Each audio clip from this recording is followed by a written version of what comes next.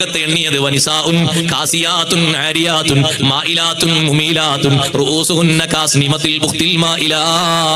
എന്റെ ശബ്ദം ശവിക്കുന്ന ഈ പ്രഭാഷണ നഗരിയിൽ വന്ന മുഅ്മിനീങ്ങളോട് മുഅ്മിനാത്തുകളോട് ഞാൻ പറയട്ടെ, നിങ്ങളുടെ മക്കളാകരുത് ഈ പറഞ്ഞ സ്ത്രീകൾ, നിങ്ങളുടെ ഭാര്യമാരാകരുത്, നിങ്ങളുടെ സഹോദരിമാരാകരുത്, നിങ്ങളുടെ സ്വന്തം ഇണകളാകരുത്, നിങ്ങളുടെ പേരക്കുട്ടികളാകരുത്.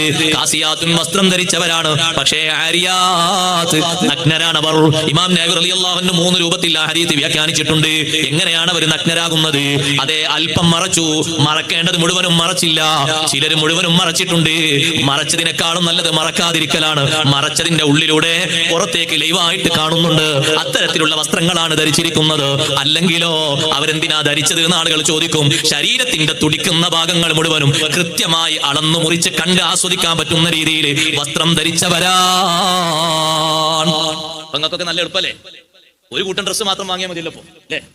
എന്ത് സുഖാണ് അല്ലേ? പാന്റും ഷർട്ടും മാത്രം വാങ്ങിയാൽ മതി, വേറെ ഒന്നും വാങ്ങണ്ടല്ലോ.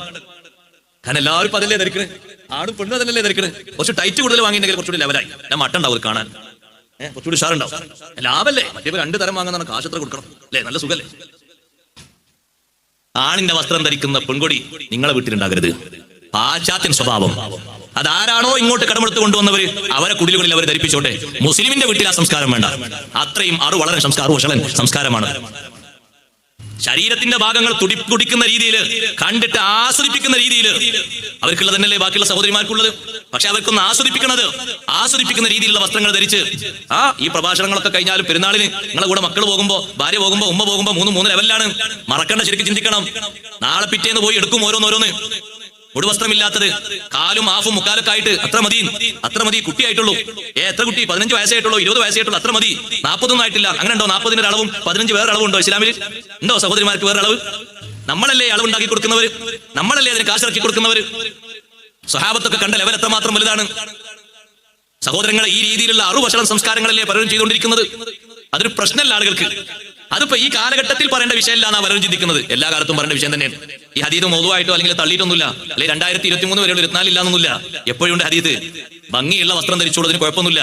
പക്ഷെ നഗ്നത മറക്കണം, മുഴുവനും മറക്കേണ്ടത് മറക്കണം. അത് മുസ്ലിമിന് ബാധ്യതയാണ്. മുസ്ലിം പെണ്ണാണോ ആ പോകുന്നത്, ആ പെണ്ണിനൊരു വേഷം ഇസ്ലാമിലുണ്ട്. ഒരു പരിശുദ്ധിയുള്ള വേഷം ഇസ്ലാമിൽ. ആരും തൊട്ട് തീണ്ടാത്തത്. പുതിയ മോഡിഫിക്കേഷനും ജനറേഷനൊക്കെ കൊണ്ടുവന്നിട്ടും പീഡനങ്ങളും അക്രമങ്ങളോ നല്ല കുറവില്ലേ? നല്ല കുറവുണ്ട്. കുറേ കുറഞ്ഞ്. ഇസ്ലാമിന്റെ ഒരു വിശുദ്ധിയുണ്ട്. ആ വിശുദ്ധിക്ക് അല്ലാഹു തആല